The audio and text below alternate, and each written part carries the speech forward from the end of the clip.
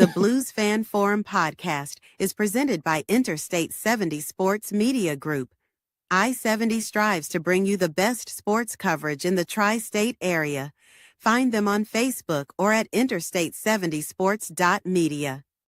This is Jordan Bennington, and you're listening to the Blues Fan Forum podcast.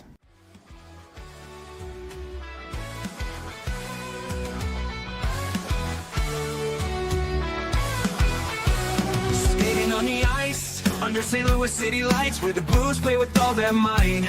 Jordan Cairo, fast on the attack, but defense falters, gotta cut him some slack. In rubber tongues, we find our glory. His skills shine, the team's best story.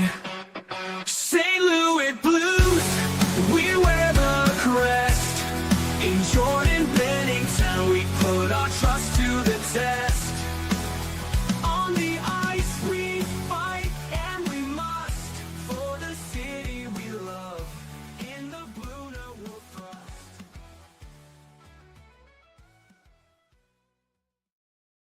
700 something straight games. Jesus. That is nuts. All right. Hello there, everybody, and welcome to episode 141 of the Blues Fan Forum podcast, your source for Blues news, views, and fan interviews. Hosted or presented by Scooters Coffee. Blues fans can score signature drinks whoa, I'm struggling to start. I'm blaming you, Dan, and these beers. There you go. Let's restart with Scooters. Blues fans can score amazing drinks like the signature Karmalicious, served hot, iced, or blended with world-class espresso, fruit smoothies, Scoot energy infusions, and so much more. That is amazing people, amazing drinks, amazingly fast. Scooters Coffee. All right. For those avid listeners, you may notice we have a little bit of a different background. We decided to go live in studio, I guess. This could be like the new, that would be pretty sweet. New studio here. Our guest this week is none other than Mr. Dan Picard. Dan, how are you? I'm doing fantastic. Thanks for having me, Jake. Awesome. I should say thanks for having me at your house in this awesome man cave with these awesome. We got tons of memorabilia in the back. We got live hockey to our right that you can't see, but it's a pretty sweet man cave down here you got, Dan. Thanks, buddy. Thanks. All right. We have lots to talk about. We got Dan here, son of Noel Picard, former player for the St. Louis Blues way back in the very first season. Played the first 7 seasons. About six, yeah. Six, yeah, and then got traded in the 7th? Yes. Okay. So we're going to get all into, Dan's perspective of growing up with his dad playing in the NHL, not only with the Blues, but also a season with Montreal, winning the Stanley Cup. We got a lot to talk about. Before we get into that, I have a little bit of sad news that I need to talk to the people about.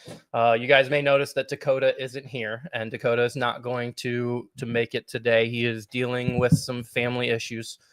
His grandma is not doing well, has cancer that has spread to her body. Based on what it sounds like for Dakota, mom or grandma might not make it very long. So I just wanted to say, hockey's a family. This podcast for me, meeting Dakota through this podcast. We were not friends before this.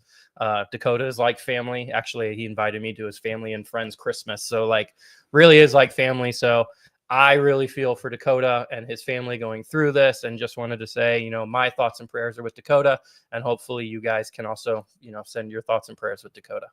Likewise. Take care, Dakota. All right. And of course we do have Sam here, and Sam is also saying prayers for Dakota. So thank you so much, Sam. All right. Dan, I don't know where to start.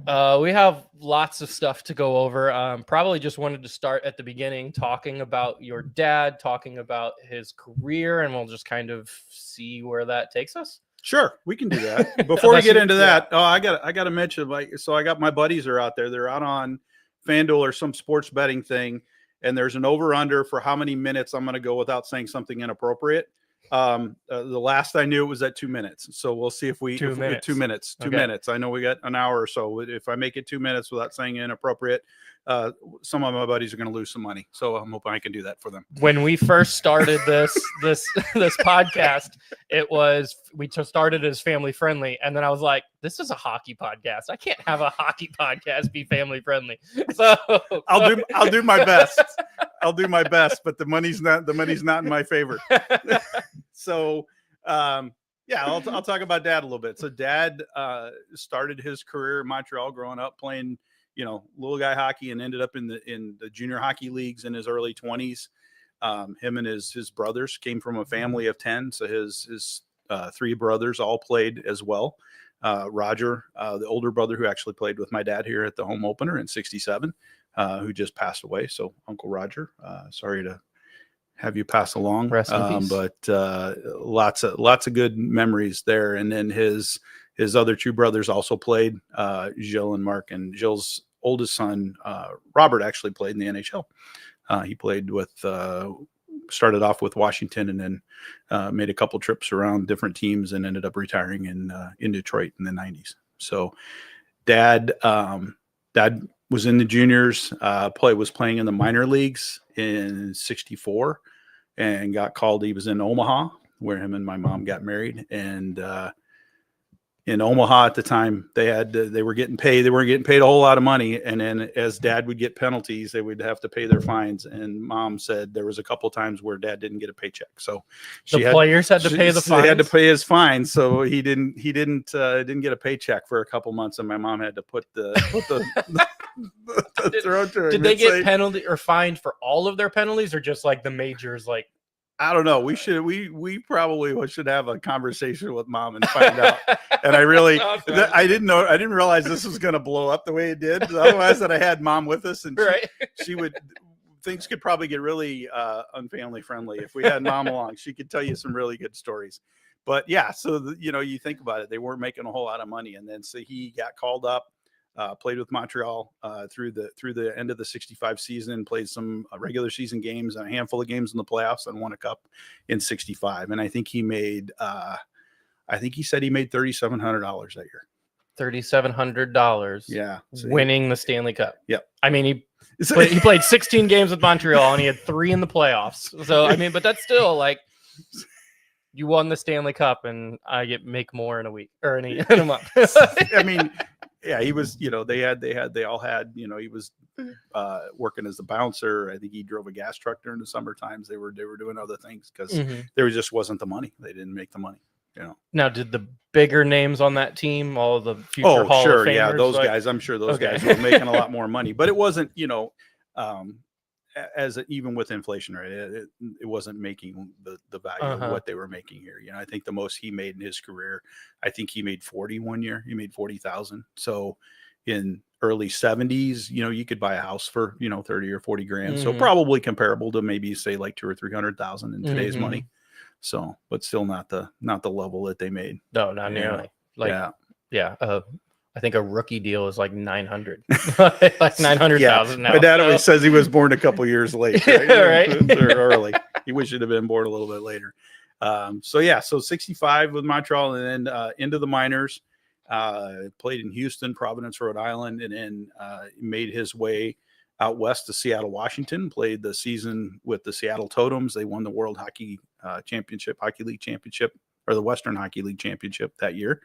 And then in '67, the expansion draft hit, and the original 6 was no more. And the original 6 would be joined by 6 other teams from around the country, and the NHL doubled in size. And we packed up from Seattle, came to St. Louis in '67. And so as part of the inaugural team, the Solomon family, if you kind of wonder how St. Louis got to be how it is, I don't know. For those that maybe haven't experienced sports away from St. Louis, I think you'll find that the Blues organization has one of the biggest alumni groups, one of the biggest alumni families of players that want to come and stay here. And just knowing the history of the team and the ownership and the way that they treated their players back then, I think that's where it really started. So Mr. and Mrs. Solomon and their son, Sid, so you had Sid Jr. and then Sid the third, and Sid and his dad were very very family oriented. And, you got a bunch of hockey guys who come to St. Louis that don't, they're coming to St. Louis to play hockey. A lot of the French guys that struggle, that didn't speak very well as far as English. And my dad was one of those guys. And that's why he had such a great French Canadian accent. But that organization just really from the get-go wanted the players to feel like family. We got invited to their houses. The players and their wives would go over and watch movies, sit in their family theater and watch The Godfather and stuff like that. And at the end of the seasons, they had a hotel down in Florida, and we would go down to Florida, all the families, and go down to Florida and play on the beach for a week or two after the season. And they were just amazing people. And they really instilled kind of that family orientation into the team. And I think it just carried on from there. The players were away from their families in Canada. You had very few American players back then. Red Berenson, I believe, was probably one of the only ones on the Blues team that was from the United States. The rest of them were probably all Canadians. There were maybe a handful more. But they're away from their family. So the team was their family. We'd have family parties over at our house that would last into the wee hours in the mornings. And they just did everything together. And then that was from the ownership down. And I think that's the roots of the Blues alumni organization. After that, Bruce Affleck was key to kicking that off. He started with the Blues organization in the mid 70s and just carried that tradition on. And that's just a really important fabric of the Blues organization. That's how they came. That's just, I don't know. It's weaved into becoming a Blue. And it is, if you watch, we were talking earlier, there's a YouTube video out there. It was a VHS tape that's on Blues history called True Blues. It's on YouTube if you look it up. And it has a bunch of the history stuff about the Blues, about how it came to be and how they picked the team name, and the Solomon family's in there, and they're talking about all that kind of stuff.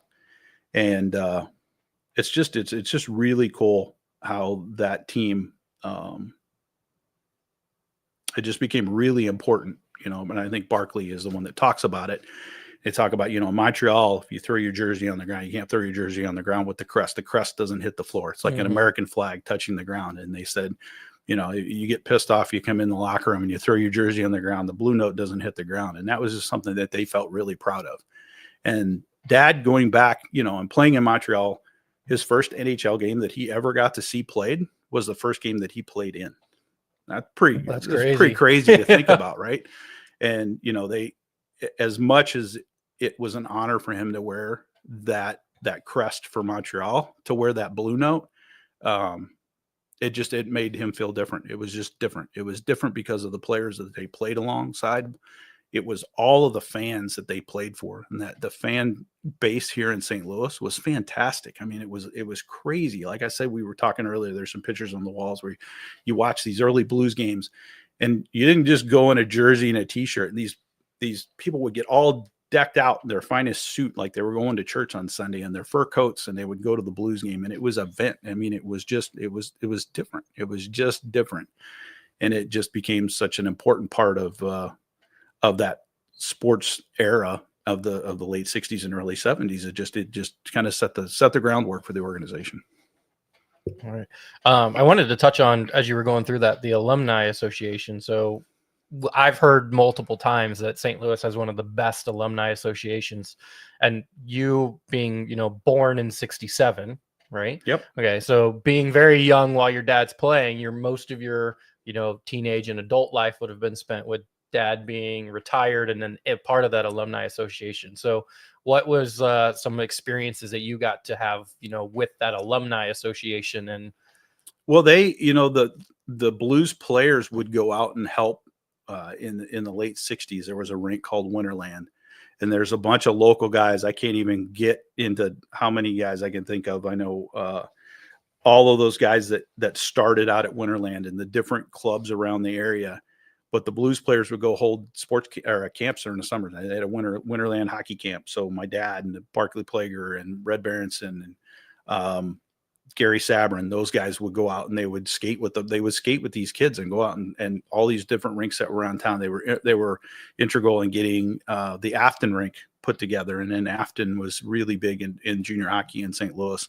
And when I say like they helped build the rink, I'm not talking about like, hey, they developed money and they gathered money from developers. Like I got pictures of my dad with a shovel and driving a bulldozer, putting, it covered in dirt, full on actually building the rink. Right. And, there's a brick above the fireplace at Afton rink that's still there today from 72, from when that rink was initially built. And now it still, houses some of the best youth hockey in the area. And it's just grown from there. The Blues players, so like I talked about, Bruce Affleck, and then, I don't know. The Cavallini brothers were here. Brown, you got, Brett Hall, the Plager brothers.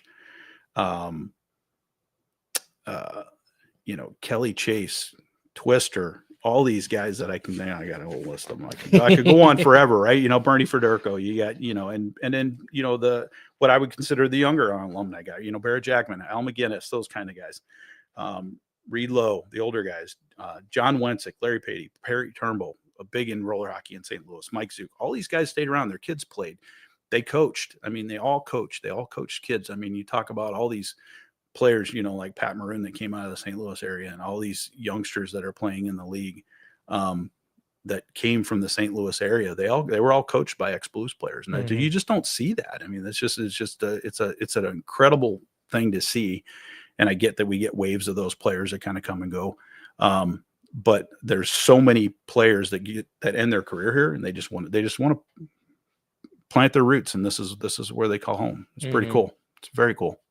Yeah, that is, I think, one of the people don't think of St. Louis as being a place where, these superstars or these thinking like Al McInnis or, those people want to live full time, but they come here and play and get that family atmosphere of not only just with the Blues organization, but with the fans. And yeah, they don't want to leave. Yeah. It's pretty cool. Well, all right. I wanted to touch on your dad and his Stanley Cup and just the stories that you've gotten from dad or from mom about those 19 total games, but that had to have been a life-changing 19 total games. Oh, for sure. For sure. I think I'm sure they had some kind of a parade. I've got a picture of Dad. I think the last game, he played a few playoff games. I think the last game when they won the cup, he was not dressed. So the only picture that I have of him, kind of with the cup, he's just in his suit, around Toe Blake, their coach. And, so they didn't do, because like I'm now sure they did. I'm sure they go dress up and get dressed right before they're going to win, but they didn't do that. And they just, they would carry it back into the locker room. And I don't know if you've ever seen like some of these old, these games when they would win, and I do have a picture. I don't think I have it up on the wall. We'll have to dig it out. But the picture when they lost to Boston, they have a picture of the handshake line, and it's a mob. It's not an organized line up at center ice, go down. I mean, I think they tried to do that, but it didn't always happen. So I think some of those traditions have grown as they go, and they, like, I think their ring, like you didn't get a ring, like you had to buy your own Stanley Cup ring if you didn't, so you didn't have enough money. And he was spending too much money on fines and stuff. Fines and beer.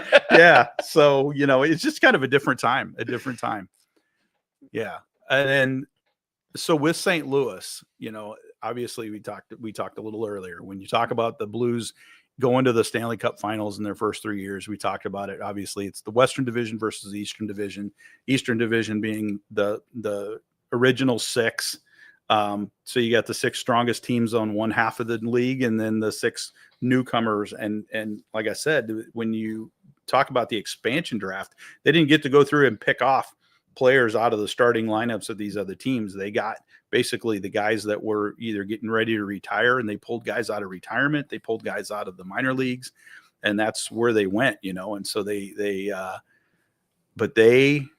flourished. I mean, they really, being kind of that top team in the Western Division 3 years in a row, and gelled, and they had just incredible memories. I mean, you talk about the style of the play that they played against these top teams in the East, and they played for each other like, I don't know.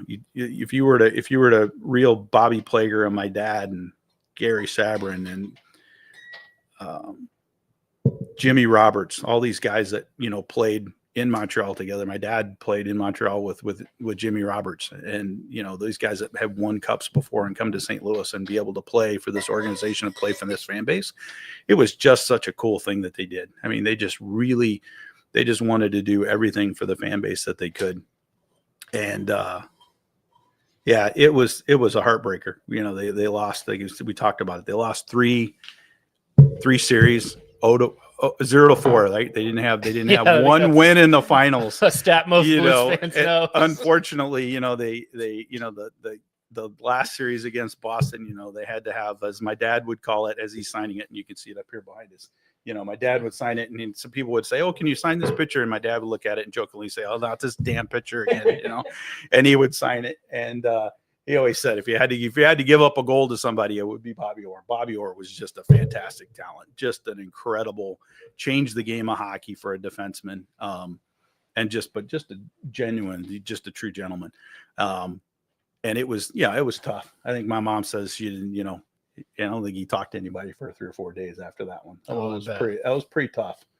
But they had a lot of fun together. They played hard. They played hard. They partied harder. I don't remember who I was talking. I was talking to one of the guys that I went to Chaser's charity cancer event that they did for Chaser this past spring.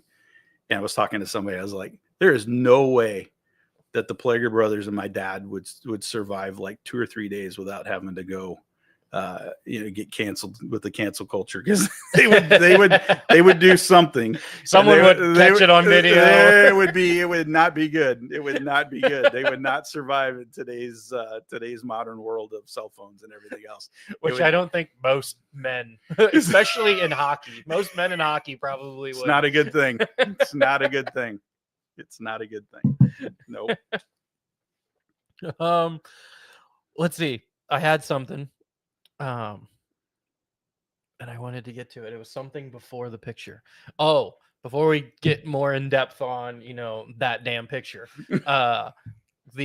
Looking at the Stanley Cup finals that the Blues made, and also just winning their division for the first 3 seasons. I know the first season was kind of close, and I think they ended up getting third.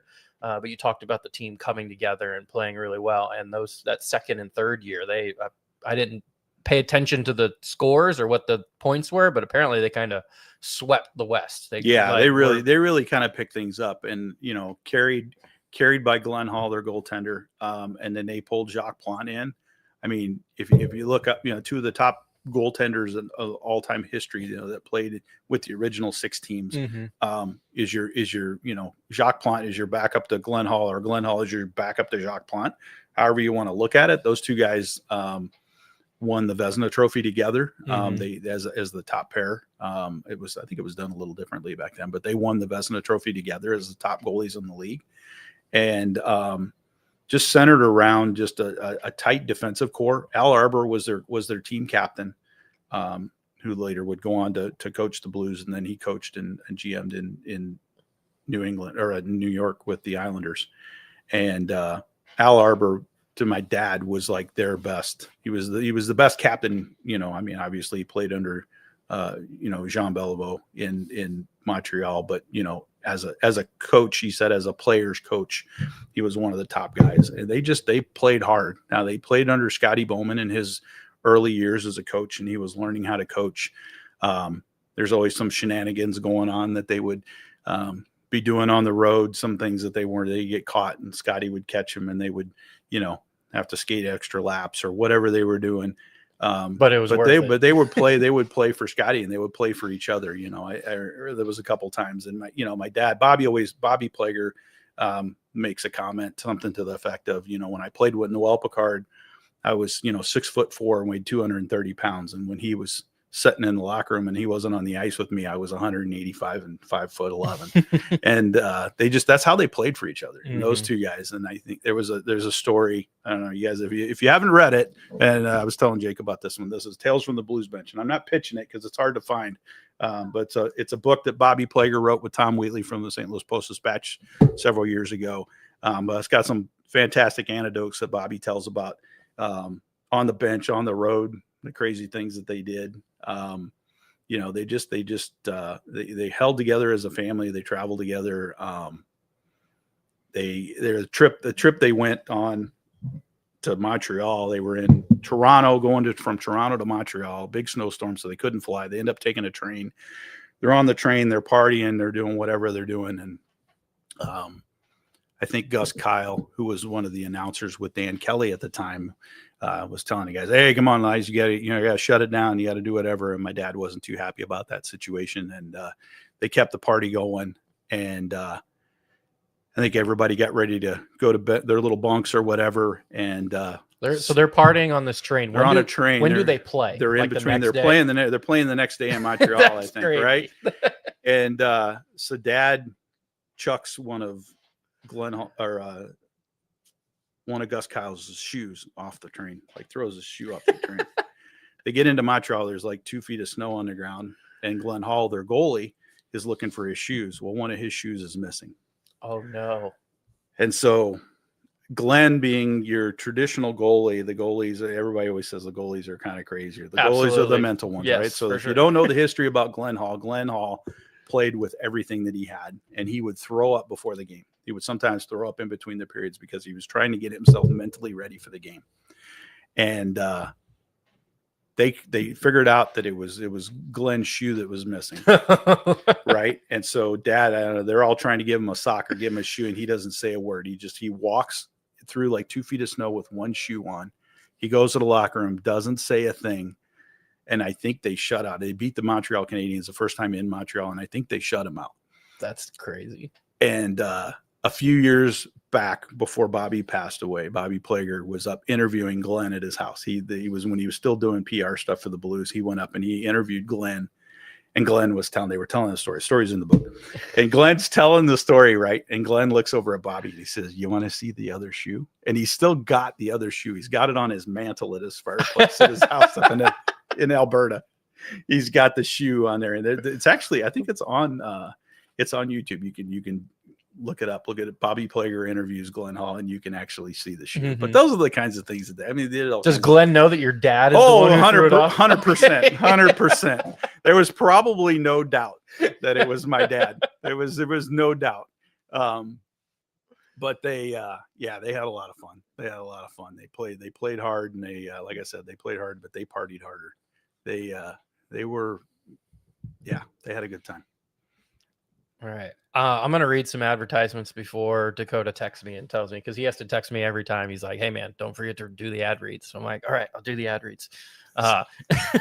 So talked to you guys about scooters earlier. If you can, check out our favorite scooters, which are on the drive-thrus at Highway 143 and Troxler Way in Highland, or Vandalia Street and Indiana Avenue in Collinsville, or you can check out any of our other 30 or the other 30 locations in the greater St. Louis area. That is amazing people, amazing drinks, amazingly fast Scooters Coffee.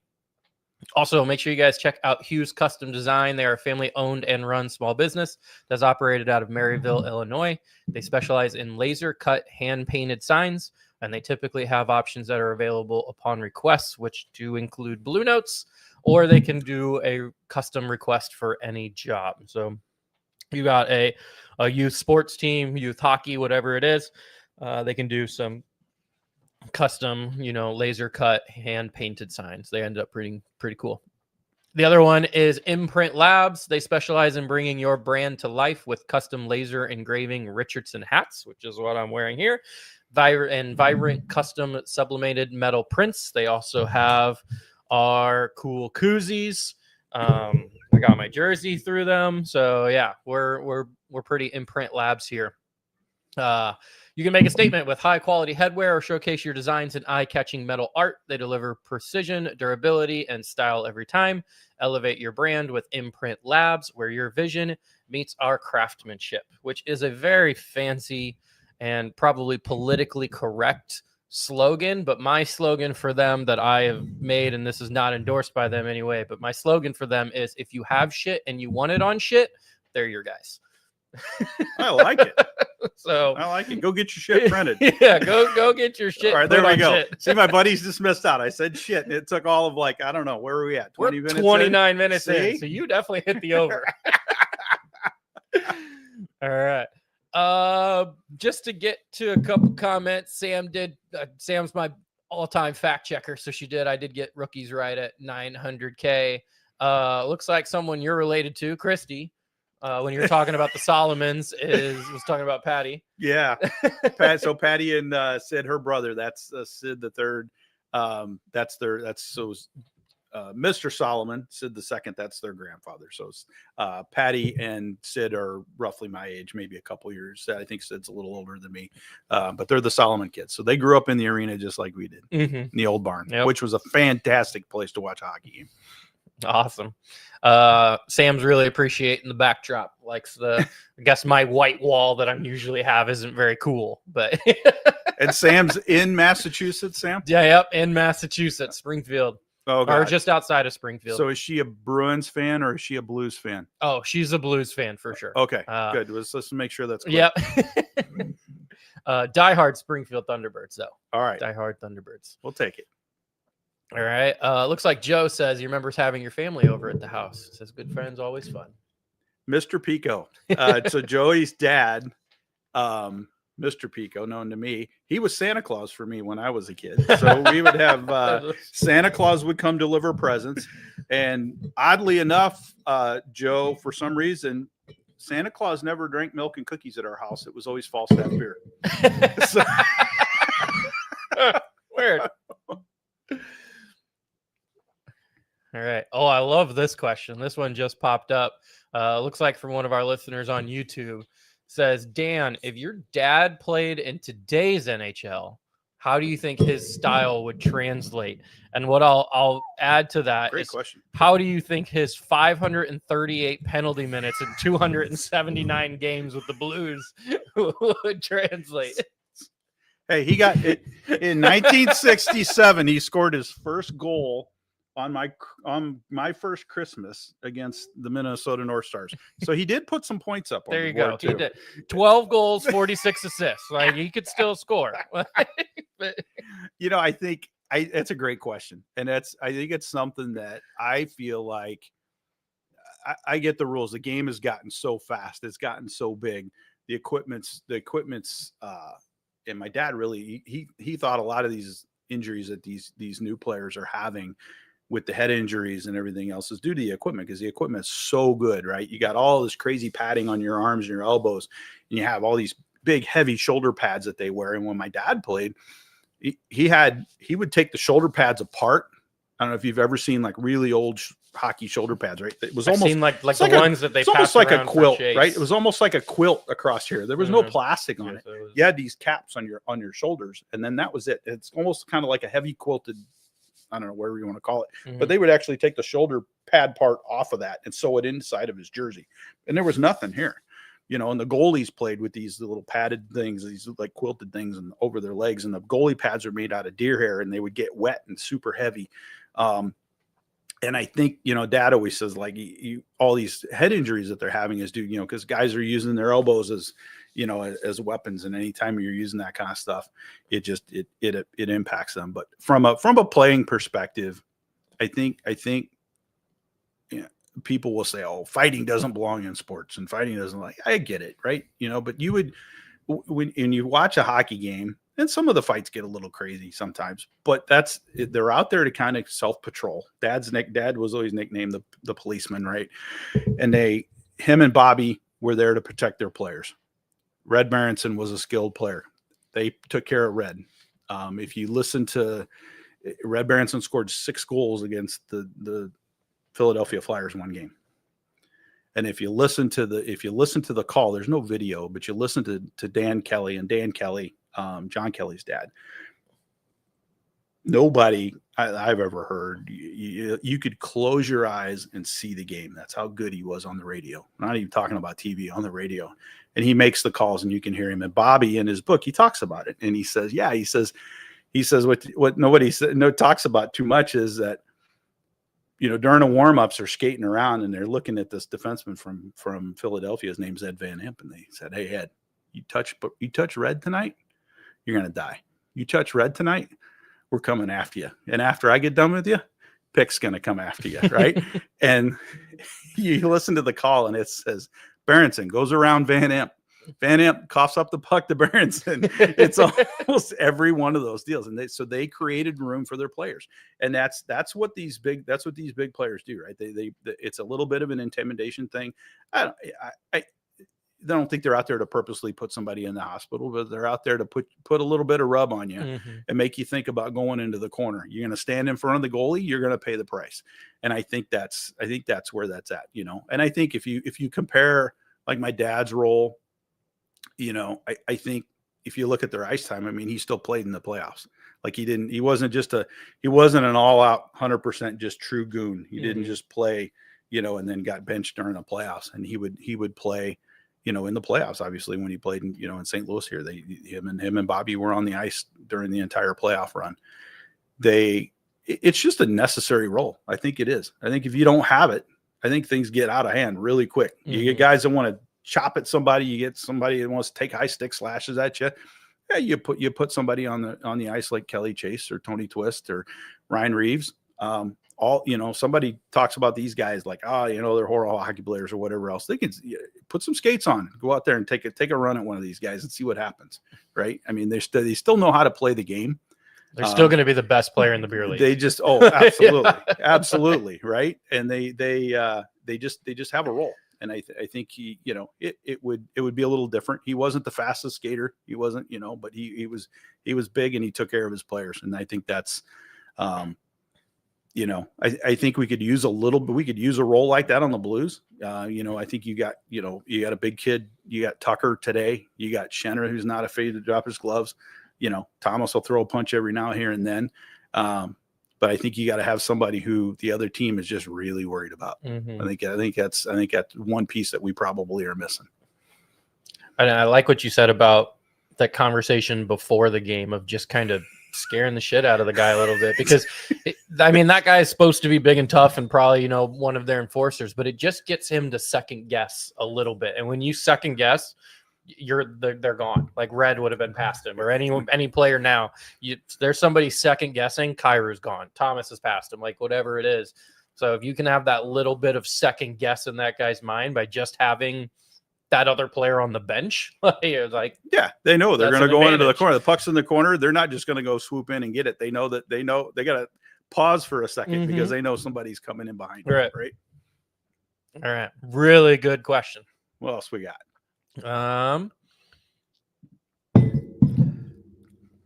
Jason says, "Epic man cave, Dano."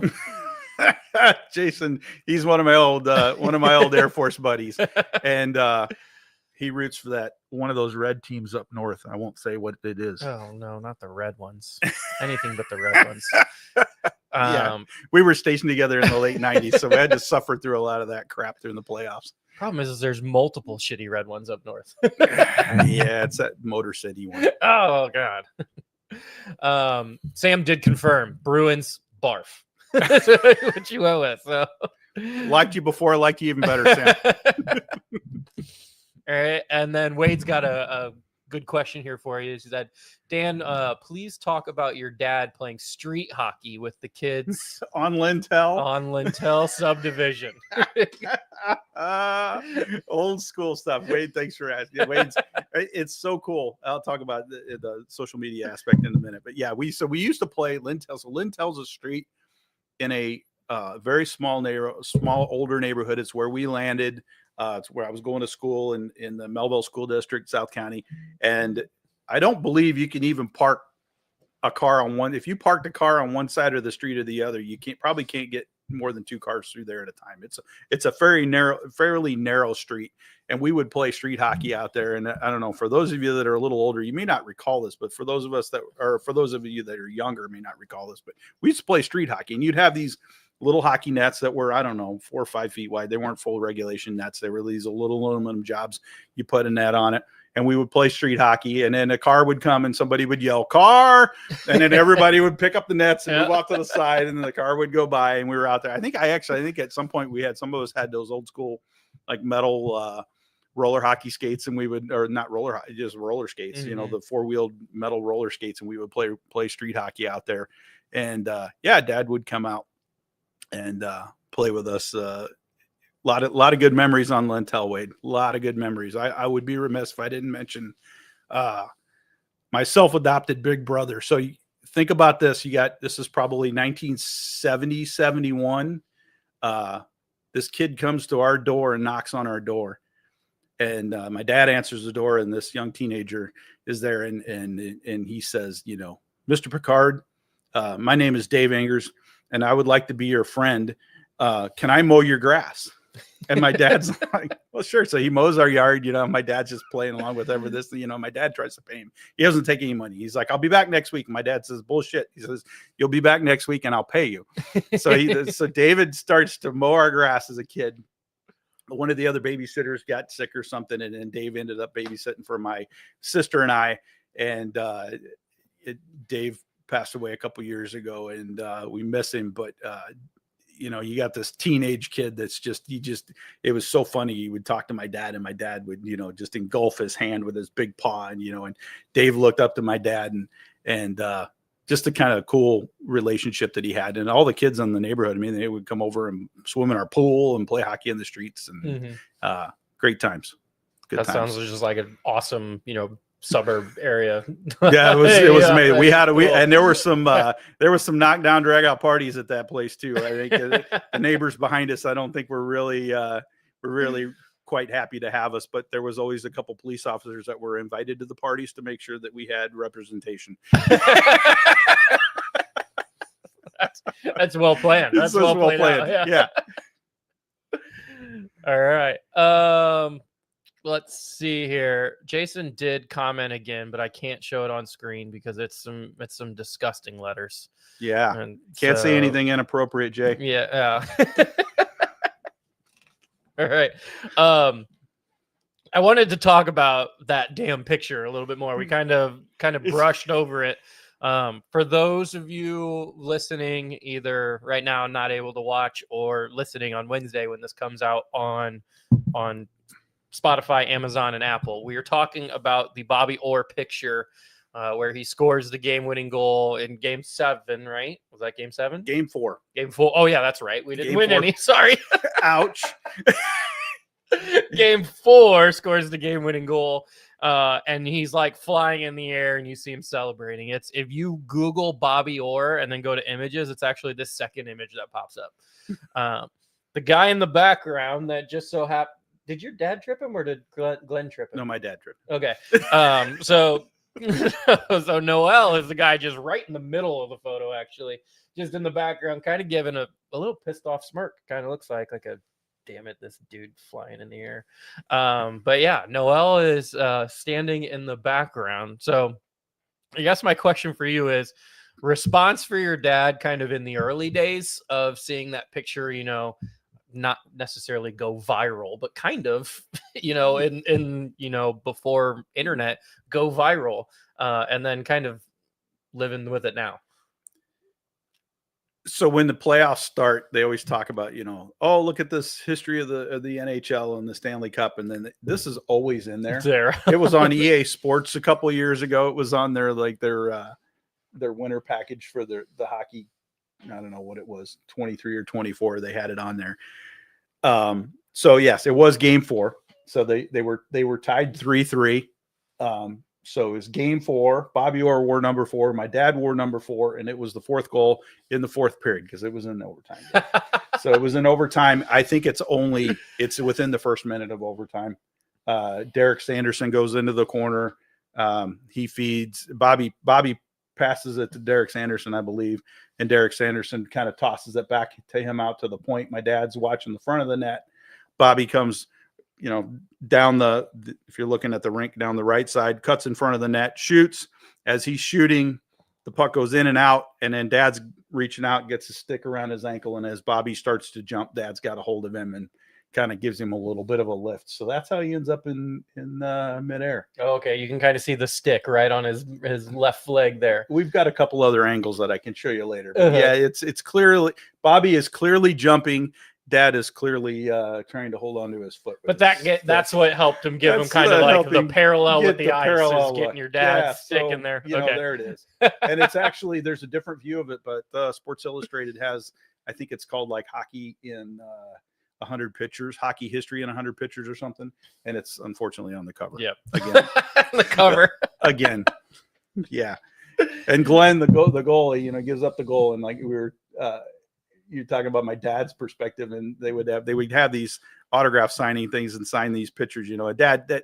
Bobby's just he's such a classy guy, and just changed the sport. And he was so quick.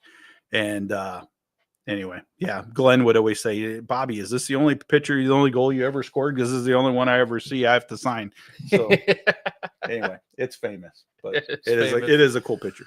So like in the early days after that, was your dad like really pissed off of like, I'm kind of tired of this? I don't think so. Well, in the 70s, he wouldn't, because guys didn't have photographs of that. I mean, nobody was signing that. I don't think probably until, probably around 85 or 90, maybe even the early 90s, where, mass producing memorabilia for people to get autographs and stuff. So he, I'm sure he signed a few of them here, there, and everywhere, but it probably didn't become prevalent probably until the 90s. And and by then I'm sure he's signed a few, and the sting is kind of wore off. And there was, Bobby wrote a book. So there's, the goal, it's called The Goal, and it's got that on there. And so Dad's probably signed a few of those, and And then we were talking about, hockey being a family, and, this one picture kind of connecting your dad and Bobby Orr. So how kind of almost like a blessing of that kind of being a more connection. And you've mentioned, as he grew older and as he retired, like him and Glenn and Bobby would kind of all get together and have to sign that. So yeah, they I think they just respected each other a lot. They as the gentlemen that they were, they understood they were just out doing their jobs. And my sister went to school at New England Conservatory, and she was going out there, and so my dad calls out there and says, "Hey, my daughter's going to school out there," and and he's like, "Well, let me know. You have her give me a call when she gets here." And he sent a couple of guys from his shop or something, or some guys that he knew over to help my sister move furniture or something, and that's just kind of how they were. I was when I was in the Air Force, I was out in Colorado, and my dad was in Colorado as well too, and we were playing in a charity game. And, I talked to my sister, and because my sister had actually been in Boston, she worked at a restaurant. And so he would come in and eat at the restaurant and come see my sister. And I said, "Hey, Andy," I said, you don't happen to have his phone number, his address or something? Cause we were going to try to get a couple of these pictures. This was like in probably 91 or 92. And, she says, "Well, just call him." I was like, "You don't just call Bobby Orr." Right? I said, "Just give me his address. I'll send a letter or something." She's like, "Oh no, you call him." So I'm like, so here I am. I'm, scared to death. I was sitting there. I was like, all right, one day I get home, take lunch, and I go home and I call Bobby Orr, right? And I call his office, and he was working for a printing organization or something. I don't know. This lady answers the phone, and I explained to her who I am. And I was like, can I just leave a message for Bobby? This is what I'm. She's like, "Oh no." She says, "I need your number." He said, "He's going to call you back. He's on a call, but she's going to call you back." I was like, "No, I'll just tell me when to call back." And I'll she's like, "Oh no, if I don't get your number, I'm going to be in trouble." So sure enough, I give her my number, and 3 or 4 minutes later, the phone rings, and he just says, "Hey, Danny, it's Bobby Orr. What can I do for you?" It's just how he is, And then next thing I know, I got 10 pictures of that thing signed by him coming out, and then But I was playing with a bunch of guys from Canadian Air Force guys that were stationed out at NORAD. So beer league stuff. All right. Yeah. Which is, I think, a really good segue to my next question, or not my next question, but Tristan's next question. You guys are setting me up here. I'm getting set up. Your illustrious career as a goalie. My illustrious career as a goalie. So okay, Hey, so you segued this. All right, Perfectly. so I played beer league. I played little guy hockey up until I was like 8. So I guess I would have been like a mite at that time. At Afton, I was always the kid going the wrong way. Hey, look, Noel Picard's kid's on the ice. Which one is he? He's the one that's going the wrong way that can't stand up. That was me. So I carried that tradition on very well. Tristan, we did a genetic workup. And it skips a generation in my family, so that explains why Caitlin was so much better than me. But so it's like twins. So I did play, and I coached. I'll get back to my goalie career, but I coached Caitlin when she grew up and was coming up through the ranks with a bunch of my fellow parents. So we started the Scott Hockey League when I got here. I got here to Scott Air Force Base. There was a bunch of us playing in Cahokia, and then they built the Fairview rink. Long story short, they had some men's leagues out there, and we were kind of looking to grow it a little bit. So a couple of my counterparts put together a league that could just band together new players or Air Force guys that had never played and give them a place to kind of play together. And my only time I've ever played hockey was last season in the Scott Hockey League. Yeah. So so myself, it's still going, it's all doing awesome. A guy formerly known as Colonel Henderson. So the Colonel's Cup is actually the cup. The founding fathers. So myself, Mark Henderson, who is the Colonel, Rich Hornby, Scott Tobin, and Doc Shaheen were the 5 founding members of the Scott Hockey League in 2000.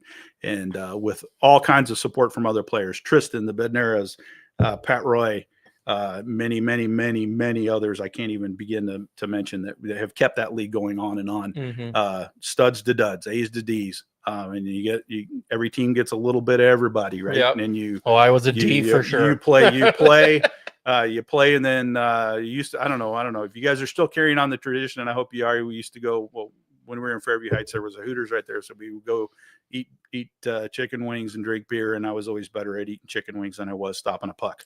So we'll leave that at that. But let's talk about the coaching thing real quick, because this is going to tie back to the Blues. So the first person to ever call me coach was Bobby Plager.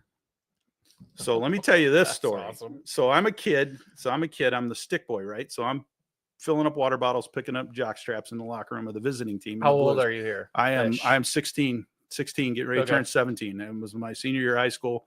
And Dad, we had moved back to St. Louis. I was going to school at Oakville, and Dad says, "Hey, you want to work for the Blues?" So Frankie Burns was their equipment guy. I think Norm Mackey was their trainer.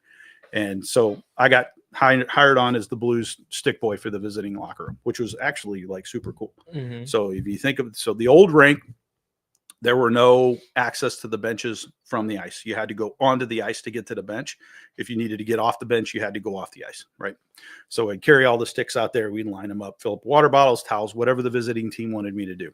So we would get there at like 5 for a 7 o'clock game, run through some stuff, and then just I was kind of the lackey for the visiting team, whatever they wanted me to do. So towards the tail end of the season, the Blues end up trading Mike Liut, who was my like goalie hero that I watched play. And Mike was the Blues top goalie, had played in all-star games, was doing very well. They trade him. And then right before the playoffs, the media is talking about, how is the Blues team going to fare without their top goalie, because they traded him off and all this stuff. And so before the games, we would meet up kind of in the media room, and they would have, hot dogs and sodas and stuff. And so this reporter's guy, and I tried to look for it. I couldn't find it, but I know I've got a copy of it because we went and pulled it out of the library archives. The media guys are talking about the impact of the fans impact of like what they thought about, this Mike Liut trade. And so this guy's talking to me, and I was like, I'm, a little worried, we gave away our top goalie, but it's a good group of guys. I think we'll go far, something like that, whatever. So a couple mornings pass. I'm coming down the steps, and my dad's getting ready to go to work. He's eating breakfast, and he's laughing. And he says, "Hey," he says, "Danny," he says, "come here." He says, "You got to go to work tonight?" And I said, "Yeah." And he really starts laughing. He's like, "Oh, this is going to be good." In the newspaper, there's this big article. Fans react to Mike Liut trade right before the playoffs, right? And then the tail end of it is ex-Blues defenseman Noel Picard's son didn't think the trade was very good. But, he says, we'll do okay because it's a good group of guys. And I'm like, oh, you've got to be kidding me. So now, Did you not know that this guy, when he was asking you, was going to? I didn't know he was going to put it in the paper, right?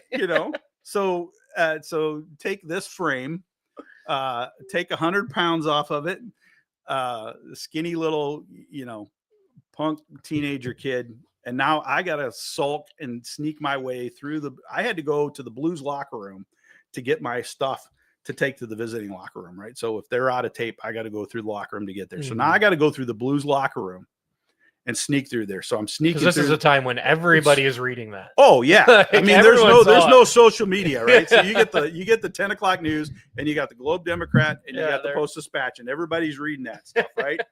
So I'm like, all right, I'm going to sneak in there. And we were playing Minnesota, and the North Stars guys, it was Larry Ness and Doc were their trainer, and they're giving me all kinds of crap. They're laughing because they know what's going on. And so I'm sneaking through the Blues locker room, and Bobby sees me and comes up behind me and grabs me by the back of the neck, and he looks at me dead in the eye, and he's not very happy, and he says to me, "Hey, coach, who are we going to start tonight?" And then he just kind of gives me a shove and walks away. And I'm like, oh my God, you got to be kidding me, right? So anyway, the Minnesota guys were quite hysterical because we got swept in the playoffs. It was back when they did 5-game series. So we got swept 3-0. So they said they should fire you as a stick boy and hire you as a GM. But that did not happen. But anyway, there's my coach story. So thanks, Tristan. My illustrious career as a goaltender. My dad never let me play goalie, Tristan, by the way. He said, only not smart people don't play goalie. You're not going to play goalie. And then once I moved out of the house and moved away, I bought a set of goalie pads. You were like, you're right, I'm not smart. Yeah. Yeah. Great stuff. All right. It looks like Wade had another one. He appreciated the story of you guys playing hockey, but talking about Uncle Roger's large hands, how big his hands was, and then the restaurant that you guys owned in Cuba, Missouri. Yeah. So my dad, it's weird that he just put Cuba. It makes it look like it was like Cuba. There was Cuba, Missouri. There's a sign at the end of town that actually says Cuba no Castro. I don't know if it's still there, but they used to have a sign up there. So yeah, mom and dad, we had a lake house down at Cuba, lake community down there called Indian Hills. And we had a lake house down there. We'd go down there on the weekends and whatever else. And then mom and dad, I think dad decided to go into the restaurant business, bought a old family restaurant that was a old school, for those of you that remember Continental Trailways and Greyhound, where they would have meal stops along the way. And that was the big mode of transportation back in the day. And so it was an old school restaurant right on Route 66 in the middle of Cuba, Missouri, called the Midway.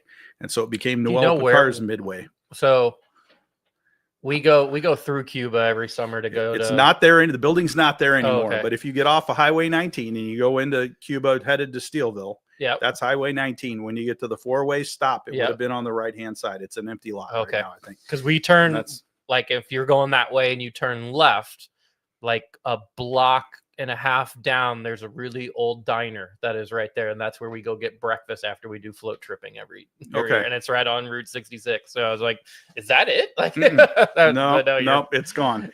It's gone. But yeah, we had that restaurant from 76 until 84. I washed a lot of dishes. But they would have, the Blues would actually come down there. They would have team events, and they would put them on. They'd get a party bus, and they'd come down, and they would show up, and a bunch of my dad's buddies from the local area there in Cuba would get together and have wildlife parties, and they'd bring deer and fish and all kinds of things, and camp out. And so the Blues players, Mike Lee, Bernie and Brian Sutter and Wayne Babbage and all those guys would, Larry Patey, they would come in and hang out at our place and have a good time.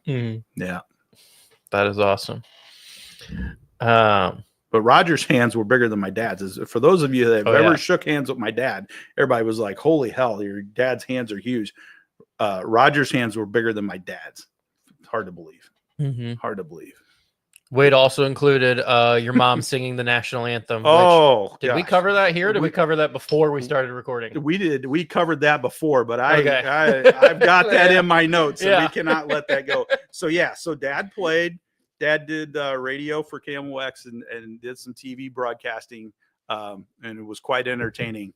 Mom and my sister Annie. So my mom, being from Montreal, speaks French obviously very fluently, and would sing the national anthem at the old barn, sang it at the new barn, especially when the Canadian teams would come in, and you would have to sing the Canadian national anthem half in English, half in French.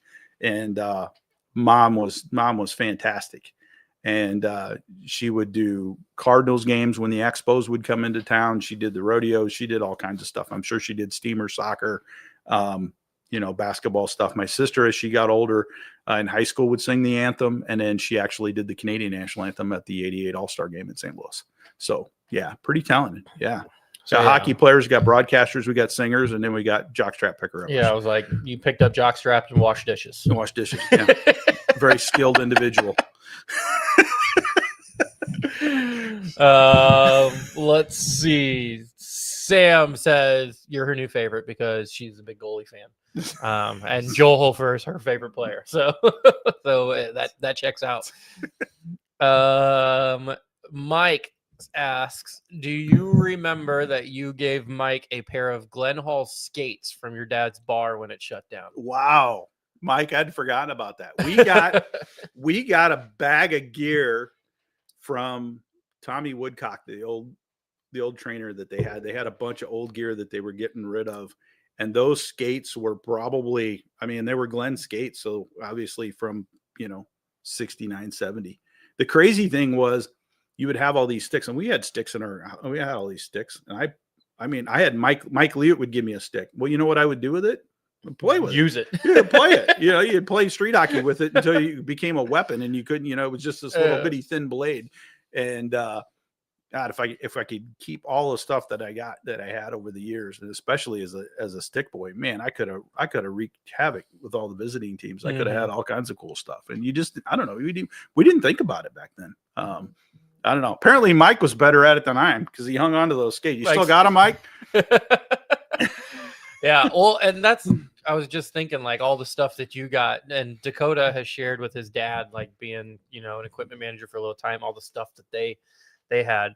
And you get so much stuff, but it's like, if you had those skates might just be some, like, in a closet somewhere, but it sounds like Mike, was excited to have those. So Glenn probably is like, I had hundreds of skates. I don't care about these skates. So my dad's goalie in Atlanta. So my dad had a horrible horse riding accident in the early 70s, had a horse fall on him, break his ankle, which ultimately ended his career, and spent his last 6 or 7 months with the Atlanta Flames. And so Dan Picard, he was just kind of he just didn't have any mobility. He had some limited mobility with that foot, and he was just really never the same, and just, balance wise and everything. How old was he around that time? Oh, let's see. You're going to make me do math. 30, calculator out. 34-ish. He was born in 38. So yeah, he would have been. So he was near the end of the career. He was, he was mid 30s. So that was kind of the end of his career. So Dan Picard, memorabilia, Dan Picard, I don't know if you guys can see this. He was a goalie for the Atlanta Flames, played in Quebec, and I don't know where else.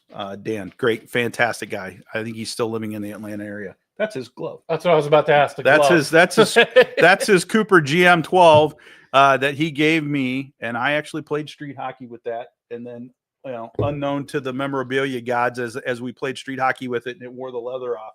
I don't know where you replaced it with, bootlaces or some ridiculous crap. So, but anyway, yeah, that's Dan Bouchard's glove. That's probably the oldest piece of memorabilia I got from a goalie anyway.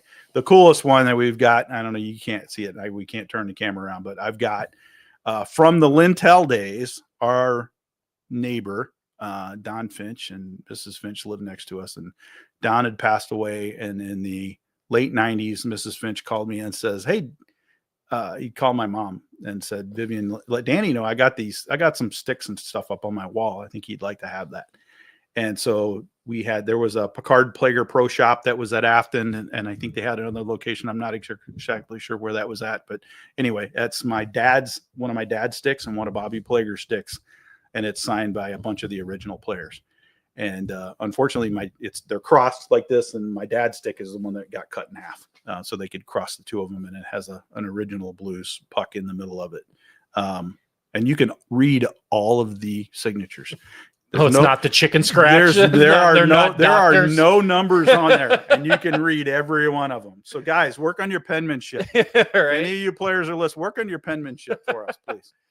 I'll get a picture of that and put it up so you guys can see, because that's pretty freaking sweet. Yeah, that is awesome. It is very cool. Funny story, just as you're talking about, using the memorabilia as just what you play with. My season of Scott Hockey League that I played, I didn't have a stick, and my brother was at a game, and this would have been maybe 4 or 5 years ago. Oscar Sundqvist had probably the best game of his career. He scored 2 goals and maybe even had an assist. And after the game was voted, first star. And when he walked off, he handed his stick to a kid. It just so happened to be my youngest brother.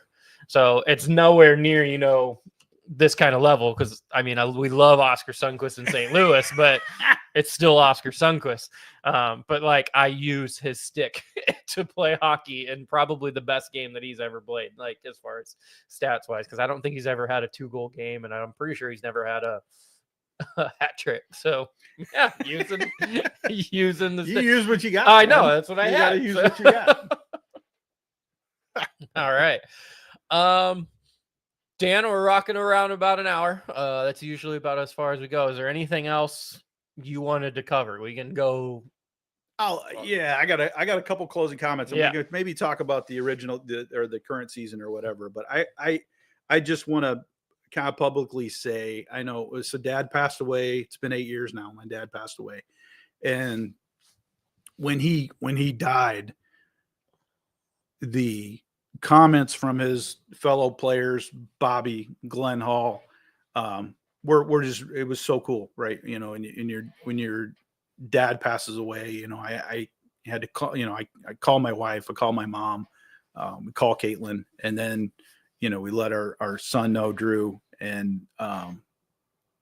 his brothers and sisters, he passed away in Montreal. And then the next call is to Bruce Affleck to let him know. And then it's going to get out. Word's going to get out, right? And then as it got out, I'm horrible at social media. If I'm bad at it today, I was really bad at it 8 years ago. So I leaned on my wife quite a bit.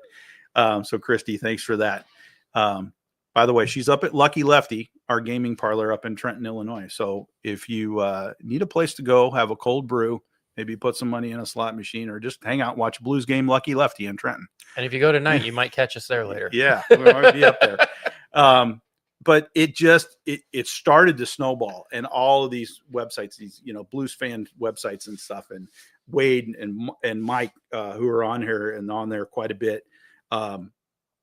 Joey, I know Joe Pico left a message on there it was so cool to read, just like we're talking about today, but it's like, oh my God, your dad was so cool. We were at this bar and he was talking to me, he would go hang out with my uncle or my, he was my mom's favorite player, or just getting all those stories you didn't know. All those stories of it. Yeah. I mean, how many, he came and visited me when I was a kid and I was sick in the hospital, or just all these, it's such a cool thing that he touched so many lives.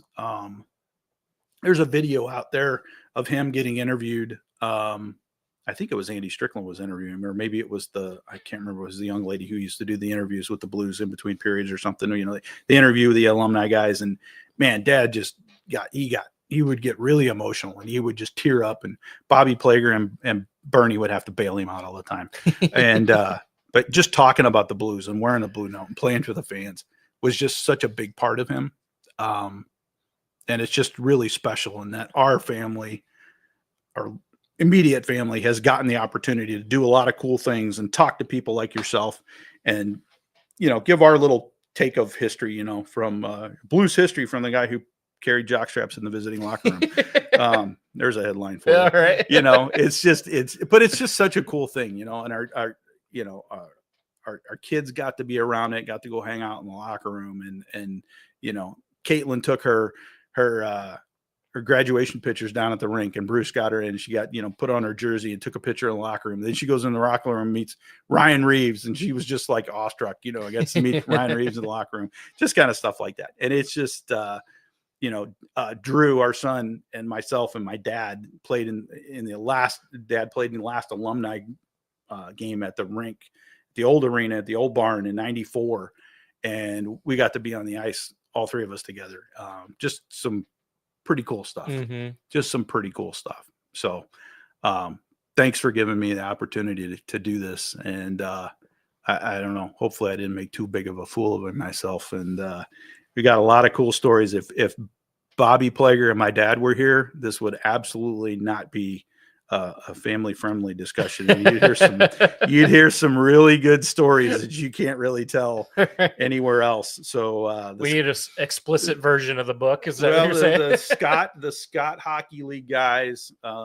There's certain establishments that were nicknamed churches. So after we would go, Dad would come in town. The Scott Hockey boys would go. We'd drink beer. We'd eat chicken wings, and then we would end up at some lesser approved establishments. Church. The church. Yeah, there's a lot of neon signs, and so we would end up there, and a lot of great stories. And Dad just loved telling those stories and sharing with those guys. That game of hockey, it's something crazy. And I will go over, but this team, for those of you that are out there that are Blues fans, this team's going through some crap right now, and there's some locker room stuff they got to get straightened out. I think they've got a couple wins under their belts. Don't get discouraged. It's those guys having a bad day. You have a bad day at work, and nobody's yelling at you, and it's tough. I mean, those guys, they're not enjoying playing when they're losing. And you watch our goalies have struggled a little bit, and then we played Boston a couple days ago. I'm trying to remember the stats. We got beat by Boston, but we outshot them like 39-20 something, right? And their goalie stood on his head. And then the last two games, we've got outshot both games, won both games, blocked twice as many shots as the other team, and still come out with a win. So our goalies, both of them, Metter and Hofer, both coming up with two big wins back to back. The players are going to pick up on that, and they'll be okay. They'll be all right. Still a fun game to watch. I don't know what else is better out there. Don't want to offend anybody out there, but Gary Unger once said I could play right field in a wheelchair, and it didn't make a lot of the Cardinal players at the time feel really bad. But Gary played 7. I don't know, and I don't know if he's listening or not. But Gary's on one of the Blues fan deals, and Gary set the Ironman record. I don't know what it was, some ridiculous 720 games straight without taking a game off from an injury is insane. I mean, back in the era when they played is just absolutely insane. And it's a crazy sport. I mean, these guys just play through all kinds of nuts. You see them on the bench bleeding. You see them getting stitches and coming back. They give it all, and it comes from that first season and that first group of ownership. And it's all about that blue note that they wear on their chest. So proud to be a Blues fan. And meanwhile, you got NBA players taking a game off for rest. You got this or a chipped fingernail, or I don't know. All right. I'm a soccer growing up. I played soccer, high school, college growing up, but I always acknowledge, and I've said it multiple times on here, soccer can be boring to watch. Like it's not as fun to watch. Hockey is by far the best sport to watch and enjoy, whether you're watching it on TV or watching it in person. It is the best to just sit down and enjoy. It is.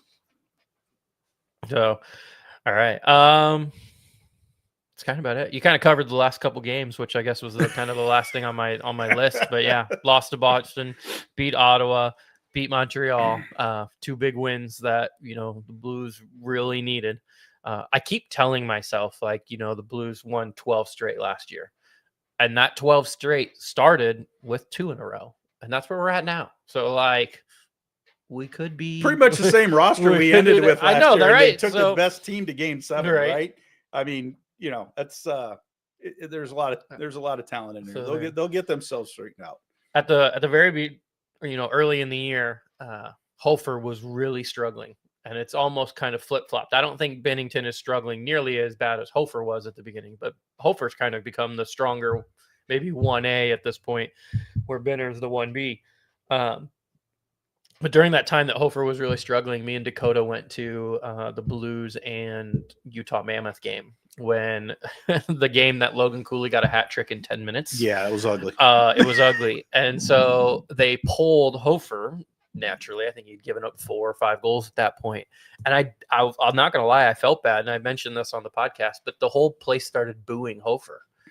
And it's kind of like, I don't know. Like, I did not boo, because I get a lot of shit from some crazy parents at work. So I kind of understand, or I referee soccer. So I understand getting kind of yelled at your job. So I'm like, I'm not going to boo this guy, but I'm like, you know, kind of like you said, this guy, Hofer's not happy that he's getting pulled out of the games. Look at Bennington getting pulled in whatever game it was after 2 goals. He gets pulled. Did you happen to see that, where he's, you know, giving Monty a little bit of a chirp? Yeah. Right. That's healthy, though. I mean, that's good. That's a little fire. That's what you want, right? Did you hear Monty's comments after it? Oh yeah, he's like, oh, he's just telling me he loves him, or he loves me, and I told him I love him back. Yeah, I'm sure that's exactly what he said. Right? Yeah. Hey, Tristan, you know how many games I got pulled playing beer league? None. Never. That's a good stat. Yeah.